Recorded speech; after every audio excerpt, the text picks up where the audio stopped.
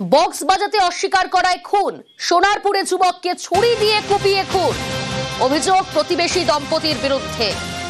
কালীপুজোর মণ্ডপে বক্স বাজাচ্ছিলেন যুবক, এক প্রতিবেশীর অনুরোধে বক্স বন্ধ করেন। বক্স বাজাতে চাপ আরেক প্রতিবেশী দম্পতির, বক্স বাজাতে অস্বীকার করায় খুন। অর্পণ রয়েছে আমার সঙ্গে। অর্পণ, বক্স বাজানোকে কেন্দ্র করে বচসা, সেখান থেকে খুন। একদমই সোনারপুরের কুস্তিয়া এলাকায় সেখানে এক প্রতিবেশী তার শরীর খারাপ হয় এবং তার কারণেই ব্যক্তিগত বক্স তিনি নিয়ে গেছিলেন পুজো মণ্ডপে, তিনি বন্ধ করে দেন। আর এতেই প্রতিবেশী আরও এক দম্পতি তারা এসে চাপ দিতে থাকেন এবং সেখানে পরিবারের সদস্য, গ্রামের মধ্যে পুজো হলে যেটা হয়, গ্রামের মধ্যে যারা ছিলেন তারাও সেখান থেকে বলেন যে রাত হয়েছে, বক্স বন্ধ থাক। কিন্তু সেই প্রতিবেশী অর্থাৎ পিন্টু সাহা এবং তার পরিবারের সদস্যরা বক্স কেন বাজবে না সেই নিয়ে তাদের সঙ্গে বচসা শুরু হয়। অভিযোগ, যিনি মারা গিয়েছেন সনাতন বাবু এবং তার সনাতন নস্কর এবং তার যে পরিবারের লোকজন, তাদের উপর তিনি হামলা করেন এবং সেই সময় তিনি তা প্রতিবাদ করেন। ঘটনাস্থলে যাওয়া মাত্রই এই অভিযুক্ত পিন্টু সাহা বাড়ির মধ্যে ছুটে চলে যান এবং সেখান থেকে ছুরি নিয়ে এসে এলো পাথারি কোপাতে থাকে। ঘটনাস্থলেই নিথরভাবে পড়ে যান এবং সেখান থেকে সোনারপুর হাসপাতালে সঙ্গে থাকো। নিহতের মা কি জানাচ্ছেন শোনাই দর্শকদের। গান বন্ধ করেছে বলে, আর তার আগের দিন গান চলেছে বলে এরা বলেছে যে তোর মামার শরীর খারাপ, গান একটু অত রাত অব্দি চালাবি না, বন্ধ করে দিবি। তা সেইটা শোনেনি, ধাক্কাধুক্কি করতে করতে এই বলেছি দেখ বড় বউ, এইবার আমি তোর পিটবো। কিন্তু এরকম বলতে ও তার আগেই ঝেড়ে দিয়েছে। কি দিয়ে ঝেড়েছে? ওই হাত দিয়ে মারামারি করেছে। তুমি আমার মার মারলে কেন, তুমি আমার মার মারলে কেন বলে এবার ছুটে বলতে গেছে, ওর বর ছুটে চাকু নিয়ে এসে বুকি মেরে দিয়েছে। যে লোক মেরেছে ওর নাম কি? পিন্টু। এক প্রতিবাদীকে খুন করা হলো, বক্স বাজাতে অস্বীকার করায় তাকে খুন হতে হলো। অর্পণ রয়েছে আমার সঙ্গে। অর্পণ, এই ঘটনায় কাউকে গ্রেফতার বা আটক করেছে পুলিশ?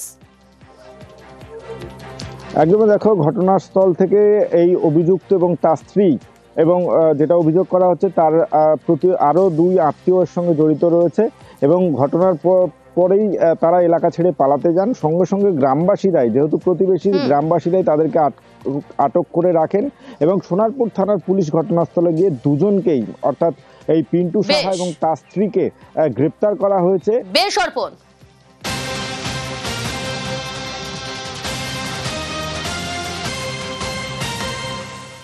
শহরে অগ্নিকাণ্ডের ঘটনা এই মুহূর্তে আমার স্ট্রিটে প্রিন্টিং প্রেসে আগুন। ঘটনাস্থলে পৌঁছেছে দমকলের 3টি ইঞ্জিন। আরো ডিটেল আপনাদের জানানোর চেষ্টা করব। আমার স্ট্রিটে প্রিন্টিং প্রেসে আগুন। প্রীতি রয়েছে সরাসরি। প্রীতি, কি পরিস্থিতি, কিভাবে আগুন লাগলো, এখন কি আগুন কিছুটা নিয়ন্ত্রণে?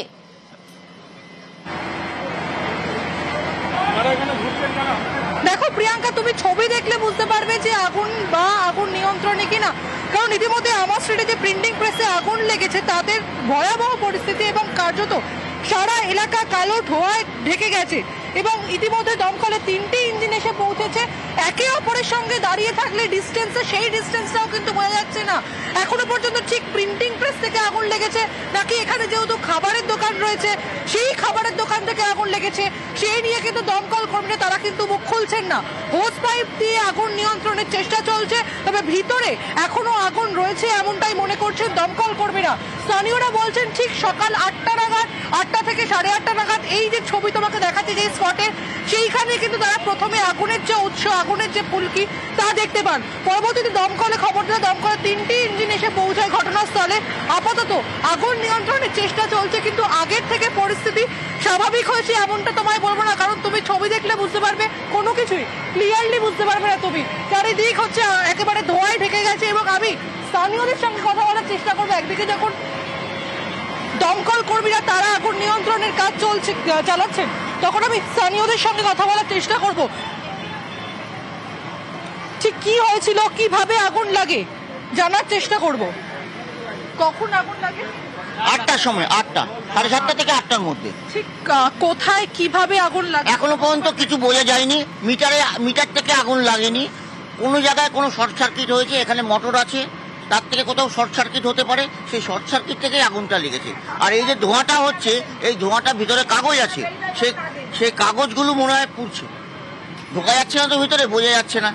এই হয়েছে ব্যাপার। ভিতরে যারা ছিলেন তারা দেখছিলেন যে কেউ ছিল না, ভেতরে কেউ ছিল না, কারখানা তো বন্ধ। উপর থেকে যারা ছিলেন এই ওপর থেকে ওরা নিচে নেমে এসছে।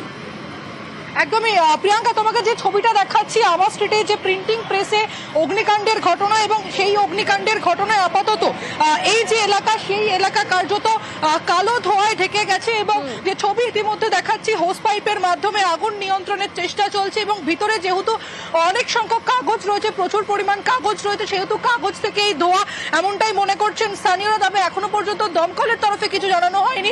দমকলের কটা ইঞ্জিন ঘটনাস্থলে পৌঁছেছে তারা মনে করছেন, আর দমকলের 3টি ইঞ্জিন ইতিমধ্যে ঘটনাস্থলে এসে পৌঁছেছে, এবং ঠিক সকাল 8টা নাগাদ যখন এই আগুন অগ্নিকাণ্ডের ঘটনা দেখতে পান স্থানীয়রা, তারা কিন্তু প্রথমেই দমকলের যে ইঞ্জিন তাদের দমকল কর্মীদের খবর দেয়। তারপরে প্রথমে একটি ইঞ্জিন আসে, পরবর্তীতে আরো বাকি 2টি ইঞ্জিন আসে। ইতিমধ্যে আপাতত আগুন নিয়ন্ত্রণের যে কাজ, সেই আগুন নিয়ন্ত্রণের কাজ চলছে। প্রিয়াঙ্কা, একেবারে সঙ্গে থাকো প্রীতি, যে ছবি আপনাদের দেখাচ্ছি আমার স্ট্রিটে প্রিন্টিং প্রেসে আগুন, ঘটনাস্থলে দমকলের 3টি ইঞ্জিন, আগুন নেভানোর কাজ চালাচ্ছেন দমকল কর্মীরা। তবে এখনো পর্যন্ত আগুন নিয়ন্ত্রণে আসেনি। অনুমান করা হচ্ছে শর্ট সার্কিট থেকেই আগুন লেগেছে। আজ সকাল 7:30 নাগাদ, 7:30 থেকে 8টার মধ্যে আগুন লাগে, এবং আগুন কিন্তু দ্রুত ছড়িয়ে পড়ছে, কালো ধোঁয়ায় ঢেকে গিয়েছে চারিদিক। আমার স্ট্রিটে প্রিন্টিং প্রেসে আগুন, ঘটনাস্থলে দমকলের 3টি ইঞ্জিন।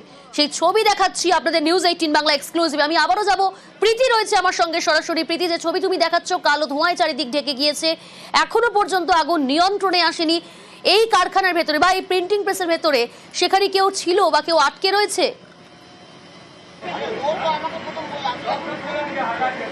দেখো, স্থানীয়রা যেটা বলছেন যে কারখানা বন্ধ ছিল, তাই স্বাভাবিকভাবে ভিতরে কেউ ছিলেন না, কিন্তু এই কারখানার আশেপাশে যে সমস্ত বাড়ি রয়েছে সেখানে কিন্তু স্থানীয়রা ছিলেন। পরবর্তীতে যখন আগুন লাগে, সেই আগুন লাগার খবর পেয়ে তারা কিন্তু ভিতরের যা যা দরকারি জিনিস রয়েছে সেই সমস্ত দরকারি জিনিস নিয়ে তারা বাইরে বেরিয়ে আসে। ধরো ল্যাপটপ, বই খাতা, বিভিন্ন নথি, আধার কার্ড, ভোটার কার্ড, এই ধরনের দরকারি যে সমস্ত নথি রয়েছে, এমার্জেন্সি নথি রয়েছে, তা নিয়ে তারা বাইরে বেরিয়ে আসেন। তবে এখনো পর্যন্ত তোমাকে আমি বলতে পারি ছবিটা কিন্তু খুব একটা শ্রেয় নয়, এবং আগুন যে নিয়ন্ত্রণ হয়েছে তেমনটাও বলা চলে না, কারণ একেবারে এই যে এলাকা রয়েছে আমার স্ট্রিট এলাকা, সেই আমার স্ট্রিট এলাকা কার্যত কালো ধোঁয়ায় ঢেকে গেছে, এবং কালো ধোঁয়া মানে আমরা জানি যে ভিতরে এখনো পর্যন্ত আগুন রয়েছে, তাই জন্যই কালো ধোঁয়া বেরোচ্ছে। অন্যদিকে আশেপাশের কোনো দোকান ক্ষতিগ্রস্ত হয়েছে? জনবহুল এলাকা দেখে যা বোঝা যাচ্ছে। একেবারে আগুন, দেখো আমি ছবিটা তোমাকে দেখাবো। এখনো পর্যন্ত যে ছবি হচ্ছে, যে ঠিক এই যে লাইনটা রয়েছে, এই প্রিন্টিং প্রেস থেকে শুরু করে এই পাশাপাশি যে সমস্ত দোকান রয়েছে, সেখানে কিন্তু একাধিক দোকান রয়েছে যেখানে আগুন স্প্রেড করার চান্সেস থাকে। তাই জন্য যে খাবারের দোকান রয়েছে, সেই খাবারের দোকান থেকে কার্যত যে সমস্ত গ্যাস সিলিন্ডার ব্যবহার করা হয়, সেই গ্যাস সিলিন্ডার বের করে আনা হয়েছে। যে সমস্ত দোকানের স্টাফরা ছিলেন তাদের বের করে আনা হয়েছে, এবং একের পর এক কোথাও গিয়ে ফায়ার পকেট রয়েছে কিনা, সেই ফায়ার পকেট গুলো বা বিভিন্ন যে দোকানের ভিতরে কোনো ফায়ার পকেট একেবারে ঢুকে রয়েছে কিনা, সেগুলো কিন্তু কন্ট্রোলে করার চেষ্টা করছেন। নজর রাখো প্রীতি, আরো আপডেট নেব আগামী সময় তোমার কাছ থেকে। আমার স্ট্রিটে সেখানে প্রিন্টিং প্রেসে আগুন, ঘটনাস্থলে দমকলে 3টি ইঞ্জিন আগুন নেভানোর চেষ্টা চালাচ্ছে, তবে এখনো পর্যন্ত আগুন নিয়ন্ত্রণে আসেনি।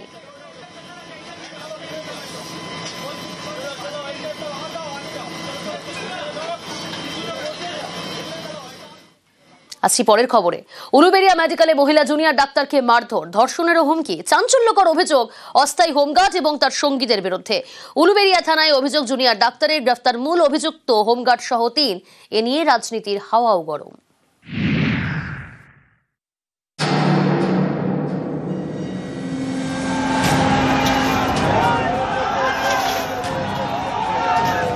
বুধবার বিজেপির বিক্ষোভে ধুন্ধুমার। হাওড়া গ্রামীণের পুলিশ সুপারের অফিসের সামনে তুমুল ধস্তাধস্তি।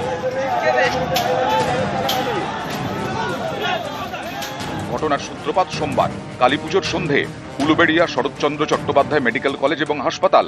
এই হাসপাতালেই এক আত্মীয়কে ভর্তি করেন উলুবেড়িয়া ট্রাফিক পুলিশের অস্থায়ী হোমগার্ড শেখ বাবুলাল। অভিযোগ করেন হাসপাতালে ঠিকমতো চিকিৎসা হচ্ছে না। এরপরেই তিনি দলবল নিয়ে চিকিৎসকদের রেস্ট রুমে ঢুকে পড়েন। অভিযোগ মহিলা জুনিয়র ডাক্তারের সঙ্গে জুড়ে দেন বচসা। এও অভিযোগ তিনি ওই মহিলা জুনিয়র ডাক্তারকে মারধরও করেন। হাসপাতাল থেকে বেরোলে ধর্ষণের হুমকিও দেওয়া হয় বলে অভিযোগ। একজন পেশেন্টের আমি এক্সামিনেশন করেছিলাম, সেই এক্সামিনেশন করতে দিচ্ছিল না এবং সে আমাকে লাথিও মেরেছিল। ওনার পাশের আরেকজন বলেন হসপিটাল থেকে বেরোন, আপনি জ্যান্ত কি করে বাড়ি ঢোকেন আমি দেখে নেব। আমার হাত মুছে দিয়েছে। উনি বলছেন যে উনি পুলিশের খুব বড় অফিসার আর পার্টিরও নেতা, একই সময় দুজনই আমার গায়ে হাত তুলেছে, মারধর করেছে। অবশ্যই, ওরা তো বলেই দিচ্ছে যে আপনি হসপিটালের বাইরে বেরোলে মারধর করবে। সোমবার রাতে উলুবেড়িয়া থানায় অভিযোগ জানান মহিলা জুনিয়র ডাক্তার, যার ভিত্তিতে গ্রেফতার করা হয় অস্থায়ী হোমগার্ড শেখ বাবুলাল এবং তার এক সঙ্গীকে। মঙ্গলবার আরও একজনকে গ্রেফতার করা হয়।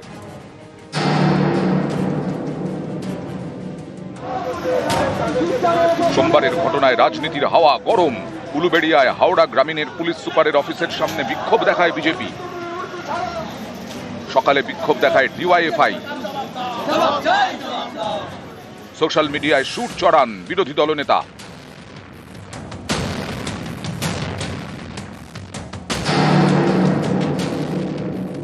উলুবেড়িয়ার যে ঘটনাটা খারাপ ঘটনা, যারা এইসব হুমকি অসভ্যতা করেছে সেই বাঁদরগুলো যা যা শাস্তি হওয়ার পুলিশ দিক।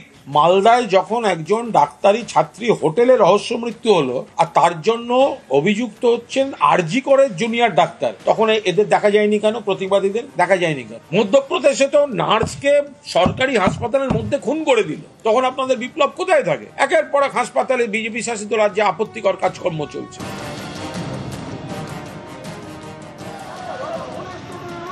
উলুবেড়িয়া থেকে সন্তু মালিক, নিউজ 18 বাংলা। দুই মহিলার সঙ্গে হোটেলে ঘরে কাউন্সিলর, সেই ভিডিও ভাইরাল। অভিযোগ, ভাইরাল ভিডিওয়ে যাকে দেখা গিয়েছে তিনি জলপাইগুড়ি মালবাজারের তৃণমূল কাউন্সিলর অজয় লোহার। তিনি মানতে নারাজ। তার দাবি ভিডিওটি এআই দিয়ে তৈরি। এই ভিডিও নিয়ে তুলকালাম। মালবাজারের প্রাক্তন পুরপ্রধানের সঙ্গে তৃণমূল কাউন্সিলরের হাতাহাতিতে জড়ান কাউন্সিলরের মা এবং বউ। থানায় অভিযোগ জানিয়েছে দুপক্ষই। প্রথমে আঙুল উঁচিয়ে কথা কাটাকাটি,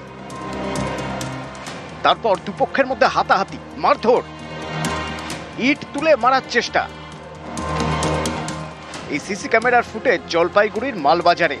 একদিকে মালবাজারের 11 নম্বর ওয়ার্ডের তৃণমূল কাউন্সিলর অজয় লোহার, তাঁর মা এবং বউ, আর একদিকে মালবাজারের প্রাক্তন পুরপ্রধান স্বপন সাহা সহ কয়েকজন।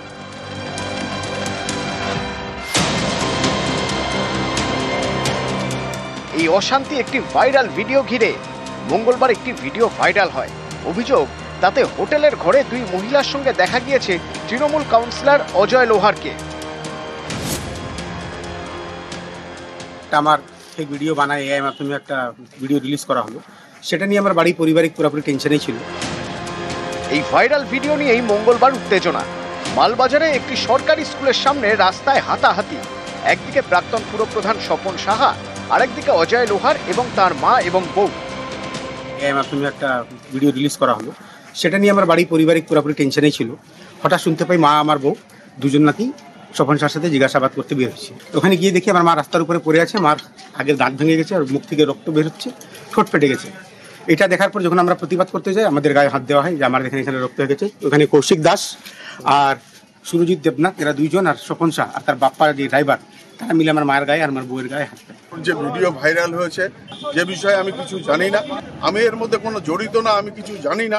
আচানকই মানে আমাকে আক্রমণ করলো। তার মাকে নাকি মারা হয়েছে হাসপাতালে। মিথ্যা কথা এটা। ওরা মারতে গিয়ে ওর মাকেই ওরা মারে। একদম নিজেদের ব্যাপার, কোনো বলা বলি নেই, আমাদের নিজস্ব ব্যাপার, আমরা সবাই মিলে মিটিয়ে নিয়েছি। জলপাইগুড়ির মালবাজার থেকে রকি চৌধুরী, নিউজ 18 বাংলা।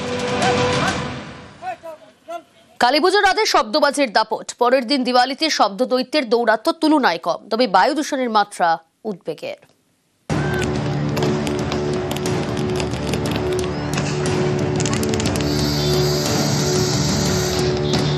আইন কানুন বিধিনিষেধ অনেক আছে, কিন্তু সেসবকে থোড়াই কেয়ার। একদিন বাজি ফাটালে কি আর এমন হবে, এ কথা মনের ফ্রেমে বাঁধিয়ে রেখে দুম দাম বাজি।